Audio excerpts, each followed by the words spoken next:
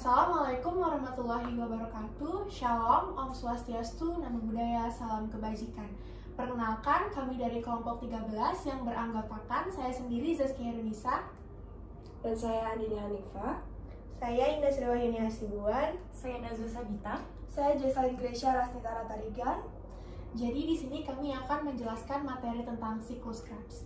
Siklus Krebs atau bisa juga dibilang dengan siklus asam sitrat merupakan siklus tahapan ketiga dari respirasi aerob. Siklus ini ditemukan pada tahun 1937 oleh Hans Krebs.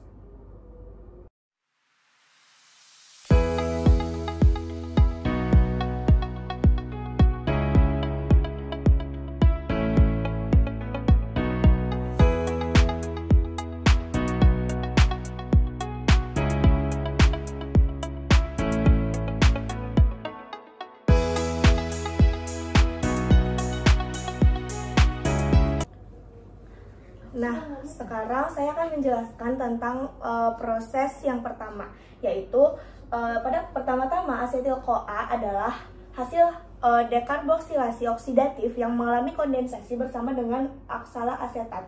Kemudian membentuk asam sitrat yang pada di sini itu tersisa 6C, yaitu hasil dari oksaloasetat dan juga asetil-CoA. Tanpa asetil-CoA, karena pada proses ini asetil-CoA dilepaskan. Enzim yang bekerja di sini yaitu enzim sitrat sintase. Kemudian perubahan dari sitrat ke isositrat itu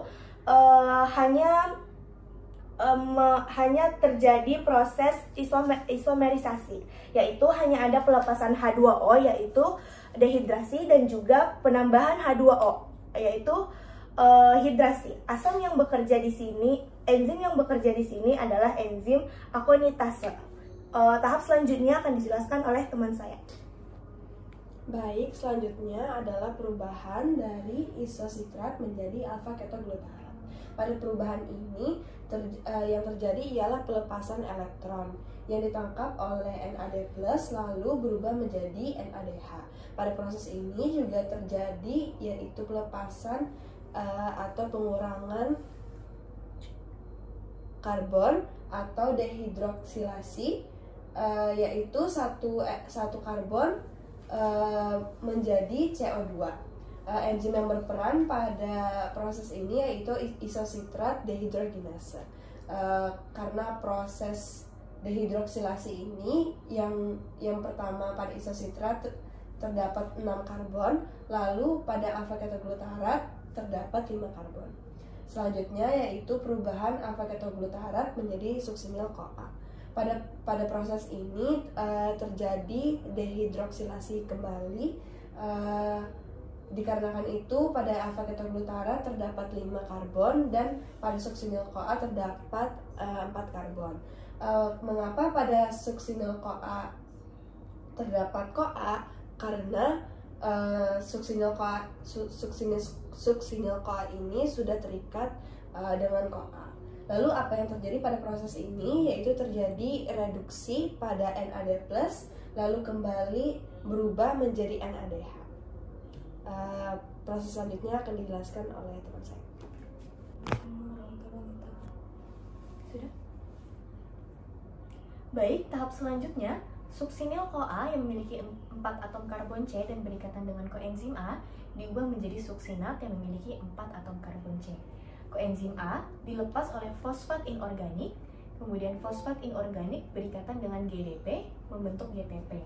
Nah, GTP ini kemudian berikatan dengan ADP membentuk ADP. Nah, pada proses ini bekerja enzim suksinil-CoA sintase. Kemudian, suksinat tadi yang memiliki 4 atom karbon C diubah menjadi fumarat yang sama-sama memiliki 4 atom karbon C. Nah, enzim yang bekerja pada proses ini yakni suksinase dehidrogenase. Nah, pada proses ini terjadi pelepasan elektron yang ditangkap oleh FADH kemudian menghasilkan FADH2. Baik, kemudian di sini dilanjutkan dengan perubahan dari fumarat berubah menjadi malat.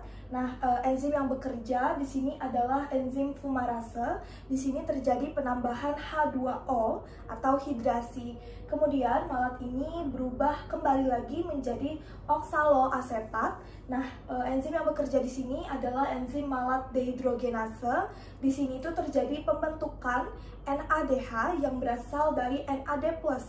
Dan kemudian untuk hasilnya, 1 asetil-CoA itu bisa menghasilkan 1 FADH2, 3 NADH, dan 1 ATP. Dan karena siklus Krebs ini menghasilkan 2 asetil-CoA, maka hasil totalnya itu adalah menjadi 2 FADH2, 6 NADH, dan 2 ATP. Sekian materi yang dapat kami sampaikan pada video kali ini. Mohon maaf apabila ada kesalahan maupun kekurangan pada materi yang kami sampaikan. Wassalamualaikum warahmatullahi wabarakatuh.